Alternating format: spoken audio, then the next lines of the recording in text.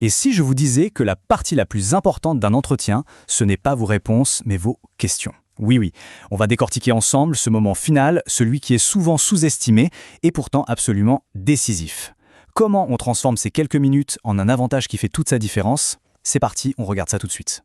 Ah, la voilà, la fameuse phrase. On a l'impression que c'est de la politesse, une simple formalité pour conclure l'échange, n'est-ce pas? Eh bien, grosse erreur. Ce n'est pas une formalité, c'est un test. C'est peut-être même le test le plus important de tout l'entretien, votre dernière chance de marquer les esprits. Et les enjeux y sont énormes. Plusieurs analyses de processus de recrutement le montrent. Ce moment-là peut peser jusqu'à 1/3 de la décision finale. 1/3, pensez-y une seconde. Le truc, c'est que les questions que l'on pose en disent autant sur nous, si ce n'est plus, que toutes les réponses qu'on a pu donner avant. Ça révèle notre préparation, notre curiosité et surtout notre capacité à voir plus loin, à déjà s'imaginer dans le poste. Ok, plongeons dans le vif du sujet. Avant de voir ce qu'il faut faire, regardons ce qu'il ne faut surtout pas faire. C'est souvent ici que de très bons candidats, même des gens brillants, ils se sabotent eux-mêmes, sans même s'en rendre compte. Alors voilà les cartons rouges classiques pour un recruteur. La première, c'est de poser une question dont la réponse se trouve en 3 clics sur le site de l'entreprise. Ça, c'est un signal clair d'un manque de préparation. Une autre erreur, parler tout de suite salaire, vacances, avantages. Ça donne l'impression que seule la paie nous motive. Et puis, la pire de toutes, peut-être, ne rien demander. Le silence, à ce moment-là, est souvent interprété comme un manque total d'intérêt pour le poste.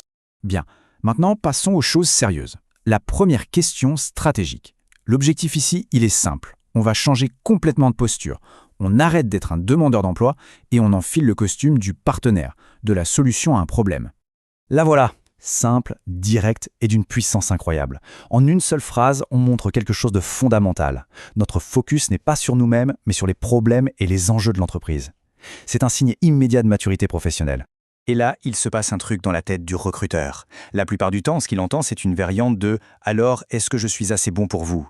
Mais avec cette question, le message est totalement différent. Ce qu'il entend, c'est « Je ne suis pas là pour prendre un job, je suis là pour vous aider à régler vos problèmes. » La perspective change du tout au tout.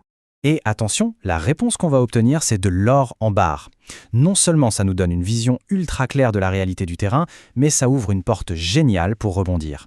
On peut enchaîner directement avec un « Ah, c'est très intéressant, ça me rappelle une situation similaire où j'avais mis en place telle ou telle chose. » Et là, bam, l'entretien se transforme en une discussion de travail, en une vraie collaboration. On enchaîne avec la deuxième question. Ici, on va utiliser une technique psychologique super efficace. L'idée, c'est d'amener subtilement la personne en face à nous, visualisée en train de réussir dans le poste.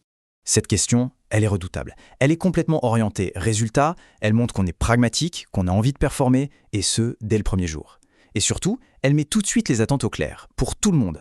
L'effet psychologique est fascinant. Ça se passe en 3 temps. D'abord, la visualisation. En répondant, le recruteur est obligé de nous imaginer déjà là, dans le bureau. Ensuite, la projection. Il ne fait pas que nous imaginer, il définit concrètement à quoi ressemblerait notre succès. Et enfin, la connexion. Ce n'est plus juste un candidat qui l'évalue, c'est un futur collaborateur avec qui il est en train de tracer une feuille de route. C'est subtil, mais c'est terriblement puissant.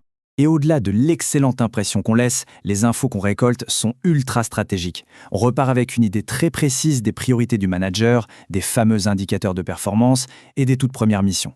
Bref, on a une base en or pour préparer une arrivée efficace et proactive. Et on arrive à la 3e et dernière question. Là, on va quitter un peu le terrain stratégique et technique pour aller sur une dimension beaucoup plus humaine. L'objectif, créer une connexion sincère, authentique. Voilà. Une question toute simple, très personnelle, mais qui change toute la dynamique de l'échange. Elle humanise la conversation. On ne s'adresse plus au recruteur ou au manager, on s'adresse à l'individu. Et c'est de loin la meilleure façon d'avoir un vrai aperçu de la culture d'entreprise, bien au-delà du discours officiel qu'on trouve sur le site web. Et là, hop, la dynamique s'inverse complètement. Pendant un instant, les rôles sont échangés. Ce n'est plus à nous de convaincre, c'est à notre interlocuteur de nous vendre son entreprise, son quotidien. On passe d'une évaluation assez formelle à une conversation d'humain à humain.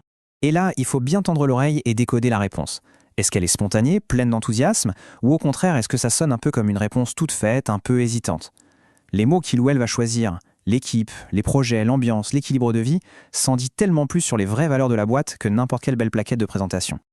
Ok, on a nos 3 questions puissantes, mais pour vraiment passer au niveau supérieur, il y a un dernier secret. C'est l'art de l'adaptation.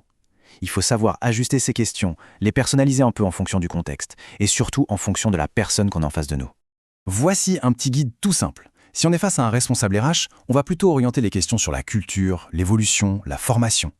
Avec un manager opérationnel, on va être beaucoup plus concret. On parle défis, projets, indicateurs de performance.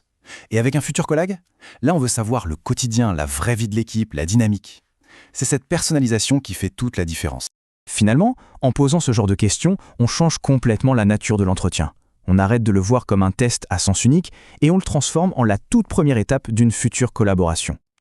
Après tout, et si un entretien d'embauche, ce n'était pas un examen à réussir, mais plutôt le tout début d'un nouveau projet passionnant ?